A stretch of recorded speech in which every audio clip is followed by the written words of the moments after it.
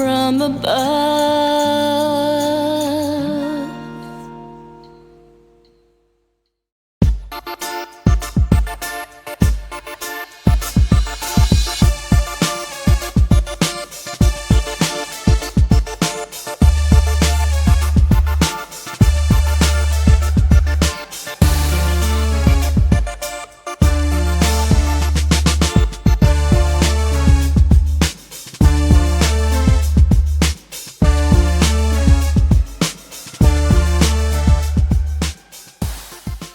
I'm 21 years old right now. And so what would you say, to yourself at 21 years old today as a Christian? What advice would you say to yourself? Lord have mercy, I don't know. Well, I grew up in the church, and my early 20s were rough because it was when I started to kind of sow my wild oats and drift away from my upbringing, get my independence, that kind of stuff. Um, but it was in those moments when I was able to step away from everything I had known, everything I had learned, everything I had been taught, and really make it my own. Um, I remember uh, I had to I had to leave it all behind. I had to forget everything I ever was taught and grew up with, and rediscover it for myself to make it mine, because it can't be your parents' religion. It can't be your. It has to be yours. You have to personalize it, and it's hard because growing up in the church, you don't have that Damascus Road experience, right? So you don't have that, like, I was this and now I'm now I'm saved, and you don't have that transformation story. I never had that growing up in the church, so it was hard for me to personalize it, but I was able to. I remember being in college. I was reading, like, the Communist Manifesto and Buddhism and all, and Taoism and all. I was just studying everything just to kind of see what's real, what makes sense.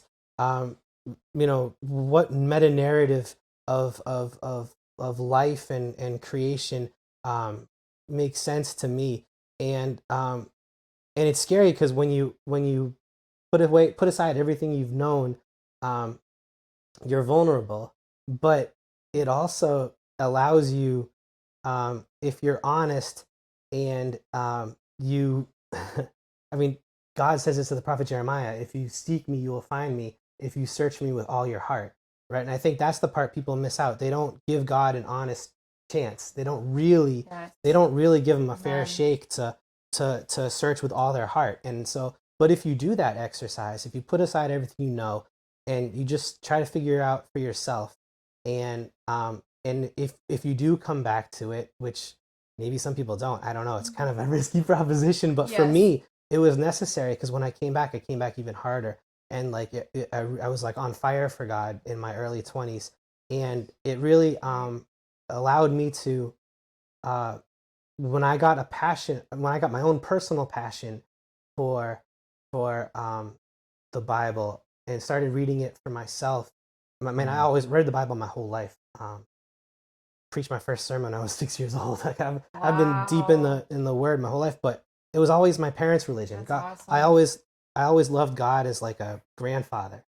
But that's not what we're called to be, right? We're Right. called to be. I mean, have that Song of Solomon. We're called to be like, to have a more intimate relationship with God, and not Yes. just like a Mhm. superficial grandparent type relationship. We're supposed to Yes. be. We're the bride of Christ, right? We're supposed to Yes. have a deep heart connection with God, and you have to personalize it. You have to make it yours. So that was something I went through in my early 20s, and that would be something I would recommend to anybody who's 21, is make it yours. Like, don't just do it because your parents do it. Yeah. Take the time to really make it yours. Ask the tough questions. Open your heart, and make it, because if you don't make it yours, the foundation is not going to be as strong as it would be for somebody who does Right, have that because Damascus Road experience. it's not that intimate relationship, and And then, so Yes. and another thing, when you start researching it for yourself and personalizing it, which is the essence of that Christian experience, is that personal relationship with Jesus.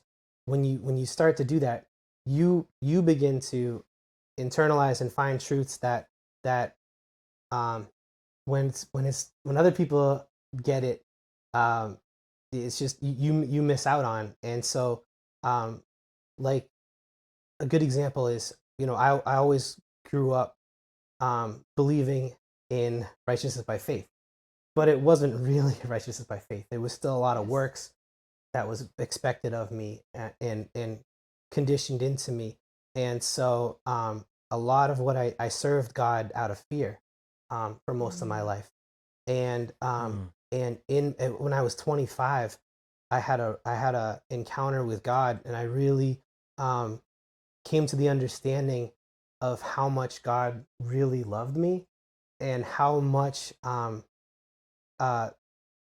don't have to work for my salvation, even though I was working without working. I don't know how to explain it. It's kind of like, Right. I believed I was saved by the righteousness of Jesus and not my own works, but yet I was still trying to please God with a holy, sanctified life, which is good and Right. pleasing to the Lord, which we should do, right? We should become a new Right. creature. He looks at our heart. But He looks at our heart. yeah, and it's Yeah. all about motive. If you're serving God in order to save yourself, um, you're coming from a place of selfishness. Whereas if you're serving God out of love and appreciation for what He's done for you and His sacrifice, it's so.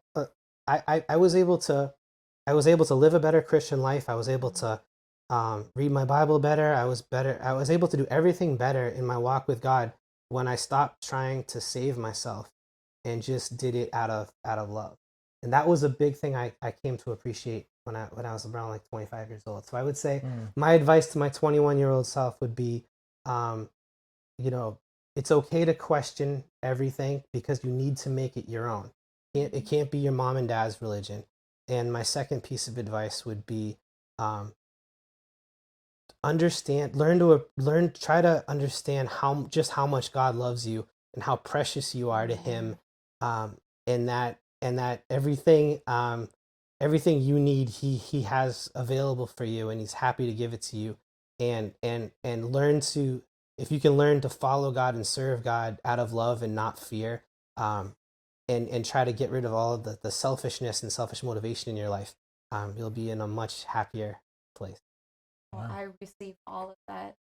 Let me interrupt you. Let me hug you. Praise Jesus.